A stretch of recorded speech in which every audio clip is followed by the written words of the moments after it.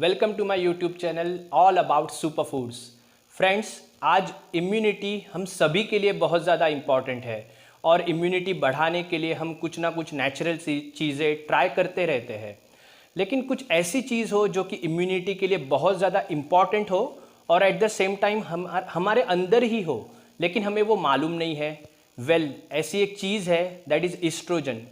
Oestrogen ये महिलाओं का प्रमुख हार्मोन है, लेकिन वो पुरुषों में भी थोड़ी मात्रा में पाया जाता है। Scientist all over the world ये मानते हैं कि बैक्टीरिया, वायरस, इन सभी के खिलाफ एक स्ट्रॉन्ग इम्यून रिस्पॉन्स देने के लिए ईस्ट्रोजन एक इम्पॉर्टेंट रोल प्ले करता है। इसीलिए शायद महिलाओं में भी प्रेगनेंसी के दौरान ईस्ट्रोजन लेवल्स बहुत ज़्यादा मात्रा में बढ़ जाते हैं। इससे भी हमें पता चलता है कि कैसे मदर नेचर भी ईस्ट्रोजन का यूज़ करती है टू फाइट इन्फेक्शंस नेचुरली। इसी ईस्ट्रोजन के वजह से महिलाएं इन्फेक्शन से कम बीमार पड़ती है एज कंपेयर टू मेल। तो ये ईस्ट्रोजन कैसे हम इन्फेक्शंस के अगेंस्ट यूज़ कर सकते हैं, उसके ट्रीटमेंट में या प्रिवेंशन में, इसके बारे में ऑल ओवर द वर्ल्ड और कुछ स्पेसिफिकली कुछ देशों में भी इसके बारे में ट्रायल्स चल रहे हैं। आप अगर इंटरनेट पे सर्च करेंगे इसके बारे में तो आपको पूरा डिटेल इसके बारे में पता चल जाएगा। तो क्या ईस्ट्रोजन सप्लीमेंटेशन सभी के लिए ज़रूरी है? क्या ईस्ट्रोजन सप्लीमेंटेशन से पुरुषों को फ़ायदा हो सकता है? ईस्ट्रोजन सप्लीमेंटेशन सभी के लिए ज़रूरी नहीं है, लेकिन कुछ कंडीशंस में, फॉर एग्जांपल जहां पे ईस्ट्रोजन डिफिशिएंसी है या ईस्ट्रोजन इम्बैलेंस है, ऐसे केसेस में चाहे वो पुरुष हो या फिर महिलाएं हो, अगर ईस्ट्रोजन डिफिशिएंसी या इम्बैलेंस है तो वो केसेस में ईस्ट्रोजन सप्लीमेंटेशन से ज़रूर फ़ायदा होगा। तो अब हम जानते हैं कि ईस्ट्रोजन सप्लीमेंटेशन की ज़रूरी किसे है, कौन से कंडीशन में ईस्ट्रोजन सप्लीमेंटेशन देना चाहिए, और इसके बाद हम जानेंगे कि ईस्ट्रोजन को हम कैसे नेचुरली बैलेंस कर सकते हैं या फिर कैसे ईस्ट्रोजन की डिफिशिएंसी हम नेचुरली कवर कर सकते हैं। पुरुषों में टेस्टोस्टेरॉन से ही ईस्ट्रोजन बनता है, तो जिन पुरुषों में टेस्टोस्टेरॉन लेवल की ही कमी है तो उनमें नेचुरली ईस्ट्रोजन लेवल्स भी कम होते हैं। टेस्टोस्टेरॉन डिफिशिएंसी इस बात से पता चलती है कि उन पुरुषों में फटीग, लो मस्कुलर ग्रोथ, सेक्स ड्राइव की कमी इत्यादि सिम्टम्स दिखाई देते हैं, तो ये ईस्ट्रोजन डिफिशिएंसी की केस हो जाती है। दूसरा तो हाई टेस्टोस्टेरॉन उन पुरुषों में मिलता है जो टेस्टोस्टेरॉन बढ़ाने के लिए कुछ पिल्स, हर्ब्स या ट्रीटमेंट लेते हैं, जो जिम गोइंग है, उनका टेस्टोस्टेरॉन बहुत ज़्यादा मात्रा में बढ़ जाता है, कंपैरेटिवली उनका ईस्ट्रोजन लेवल्स कम रहता है, तो ये भी ईस्ट्रोजन इम्बैलेंस की केस हो जाती है। तीसरा तो हार्ट डिसीज़ चाहे वो महिलाएं हो या पुरुष हो, इन सभी में क्योंकि इन्फ्लामेटरी डिसीज़ है तो इस कारण वायरस या बैक्टीरिया का इन्फेक्शन होने का खतरा ज़्यादा रहता है। और क्योंकि ईस्ट्रोजन जो कि कार्डियो प्रोटेक्टिव है, तो अगर इसकी डिफिशिएंसी है तो ये केस में भी ईस्ट्रोजन को कवर कर लेना चाहिए। महिलाओं में पीसीओएस या पीसीओडी ये एक हार्मोनल डिसऑर्डर है जिसमें टेस्टोस्टेरॉन लेवल बढ़ जाते हैं और ईस्ट्रोजन इम्बैलेंस हो जाता है। मैंने पीसीओएस और पीसीओडी ये टॉपिक के ऊपर पूरा डिटेल में एक वीडियो बनाया हुआ है जिसमें हार्मोनल इम्बैलेंस पूरी डिटेल में बताया हुआ है। प्लीज़ आप वो वीडियो चेक कीजिए, मैंने उसका लिंक डिस्क्रिप्शन बॉक्स में दिया हुआ है। दूसरा तो लो ईस्ट्रोजन, महिलाओं में आफ्टर एज ऑफ 45 या 50 नेचुरली ईस्ट्रोजन लेवल्स कम होने लगते हैं, ईस्ट्रोजन डिफिशिएंसी होने लगती है। This is because of menopause या पोस्ट मिनोपॉजल सिम्टम्स। उसमें कार्डियोवास्कुलर रिस्क भी बढ़ जाती है, ऑस्टियोपोरोसिस का रिस्क भी बढ़ जाता है, मिनोपॉजल सिम्टम्स भी दिखाई देते हैं।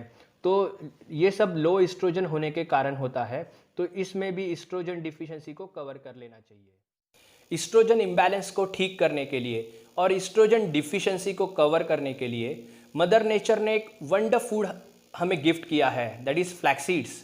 फ्लैक्सीड्स वैसे तो एक वेल नोन सुपर फूड है, सभी जानते हैं कि वो हार्ट के लिए कितना अच्छा रहता है। ऑल ओवर द वर्ल्ड बहुत सारे हेल्थ प्रैक्टिशनर्स फ्लैक्सीड्स को बहुत सारे हेल्थ डिसऑर्डर्स में लेने की सलाह देते हैं। फ्लैक्सीड्स में प्लांट लिग्नेंस, फाइटोइस्ट्रोजेंस बहुत ज़्यादा मात्रा में पाए जाते हैं, किसी भी अन्य प्लांट सोर्स के मुकाबले में कई गुना ज़्यादा, मेनी टाइम्स मोर प्लांट लिग्नेंस। ये प्लांट लिग्नेंस क्या करते हैं कि वो ईस्ट्रोजन एडाप्टेजन का काम करते हैं, मतलब ईस्ट्रोजन की डिफिशिएंसी को कवर करते हैं और अगर ईस्ट्रोजन डोमिनेंस है, लेवल बढ़ गया है, तो उसको भी कंट्रोल करते हैं। फ्लैक्सीड्स ओमेगा 3 का भी एक वर्ल्ड का बेस्ट नोन प्लांट सोर्स है। ओमेगा 3 क्या करते हैं कि वो टेस्टोस्टेरोन लेवल्स को बहुत ज़्यादा बढ़ने नहीं देते। महिलाओं में तो वैसे भी मेल हार्मोन टेस्टोस्टेरोन को कंट्रोल में रखना बहुत ज़्यादा ज़रूरी होता है, और एट द सेम टाइम पुरुषों में भी उसकी लेवल बहुत ज़्यादा हाई ना हो, इसके लिए भी फ्लैक्स सीड्स का यूज़ बहुत ज़्यादा फ़ायदेमंद है। फ्लैक्स सीड्स को हमें डेली 15 टू 20 ग्राम्स पाउडर करके लेना चाहिए।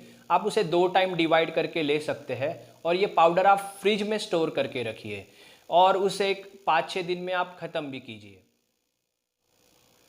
फ्लैक्सीड का डाइटरी यूज़ करने में एक बहुत बड़ा ऑब्स्टेकल ये है कि फ्लैक्सीड के जो न्यूट्रिशन है, ओमेगा 3, लिग्नेंस वगैरह पूरी तरीके से बॉडी में एब्जॉर्ब नहीं होते। इसका कारण है एंजाइम इनहिबिटर्स। फ्लैक्सीड में बहुत ज़्यादा मात्रा में एंजाइम इनहिबिटर्स रहते हैं। सॉल्यूबल और डाइटरी फाइबर्स का रेशो भी ठीक नहीं रहता, जिसके कारण न्यूट्रिशन का absorption is a bit problem. तो इसीलिए फॉरेन में बहुत सारी कंपनियां अभी स्प्राउटेड फ्लैक्सीड पाउडर बना रही है।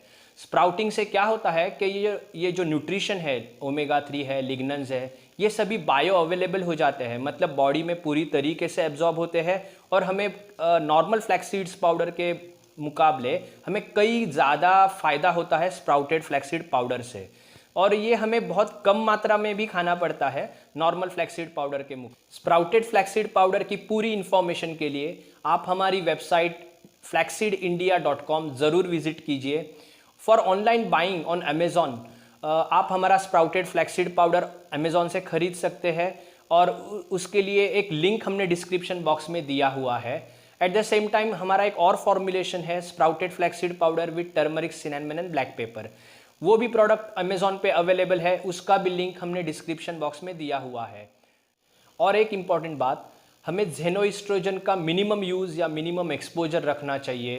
बेसिकली ज़ेनोएस्ट्रोजन एक केमिकल फॉर्म ऑफ एस्ट्रोजन रहते हैं, जो कि एस्ट्रोजन की इम्यूनिटी बढ़ाने की जो ताकत होती है उसको कम करते हैं। तो इसीलिए हमें इसका मिनिमम यूज़ करना चाहिए। ये लिस्ट दी गई है जिनसे हमें ज़ेनोएस्ट्रोजन्स मिलते हैं। Thanks for watching our video. अगर आपको ये इन्फॉर्मेशन अच्छी लगी है तो ज़रूर हमारा वीडियो लाइक एंड शेयर कीजिए, और at the same time please subscribe to my channel. Thanks a lot.